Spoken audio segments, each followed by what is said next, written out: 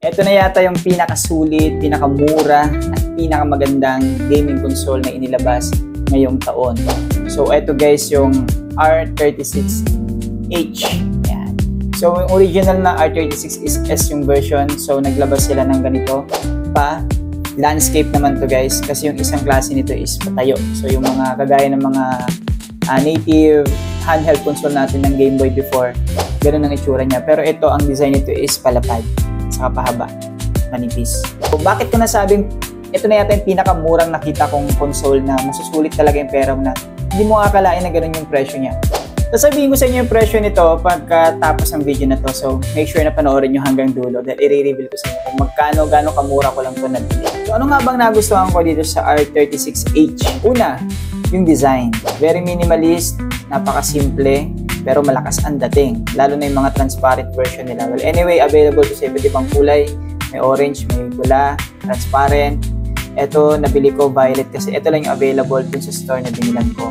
So, yung iba, mahirap hanapin yung kulay, pero ito yung common at saka yung black and yung white. So, gusto ko transparent para malakas yung dating. So, yan. Ganda, di ba? Pangalawa na gustuhan ko, highly customizable siya at maganda yung specs. Ang processor nito guys is Rockchip 3326, sorry. Ang RAM nito is DDR3 1GB of RAM.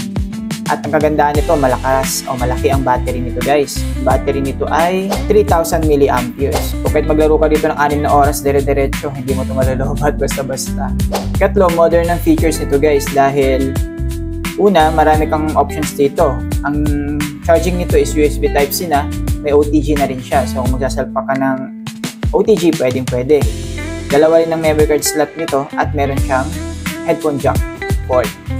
Yan, 3.5. When it comes to performance naman guys, ito kayang-kaya nitong i-play ng super smooth yung mga retro games na nilalaro natin before.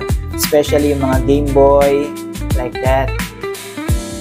Nintendo 64 at Nintendo Super Nintendo.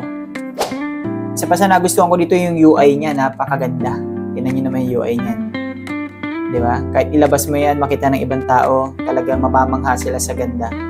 At ang kagandahan dito, highly customizable. Ang dami niyang available ng mga themes. So, ikaw na lang din ang mananawa sa mga themes niyan, guys.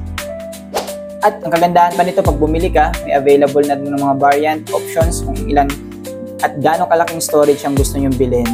Dahil nandun na lahat ng games na kailangan ninyo. Wala na kayo ibang gagawin kundi maglaro na lang. Kung wala kayong idea or zero knowledge kayo sa ganitong emulation, no problem kasi kapag binili nyo yung may games na, lalaruin nyo na lang. And then, isang dahilan pa bakit nag-stand out to sa iba pang mga gaming console guys is yung kanyang compact build. Tingnan nyo naman kung gaano lang kalaki yan guys. Kasi laki lang yan ng cellphone. Ito yung iPhone 10 ko. Tingnan nyo naman yung comparison niya. Diba? Yung iPhone 10 natin is kasing laki lang niya halos. Diba? Pagdating sa nipis, hindi rin nalalayo yung nipis nila. So, packetable ba to or nabubulsa ba siya?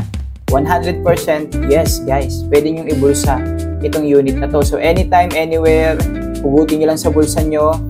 Yan, click nyo lang to. Laruin nyo yung mga paborito nyo laro. Nasa bangko kayo, nasa pila kayo.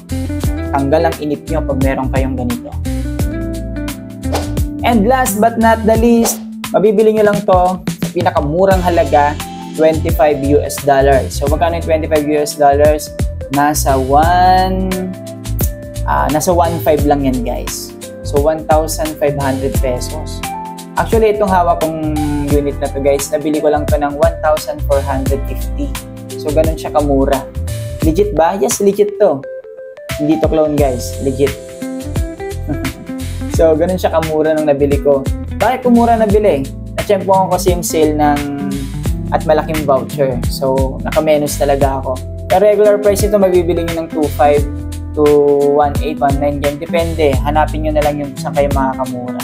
Pero make sure na legit dapat. So ilalagay ko sa yellow basket ng video na to yung legit na store talaga. Pero nasa sa inyo na lang kung bibili kayo. Depende sa pricing nila.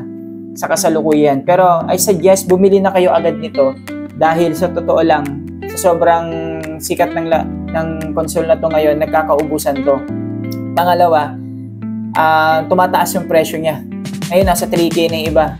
So kung ako sa inyo, bumili na kayo agad habang natempohan yung mura. So, thanks for watching. Don't forget to follow me kung may mga tanong kayo regarding dito. Gawa tayo ng topic. Comment lang kayo dyan sa baba. Bye-bye.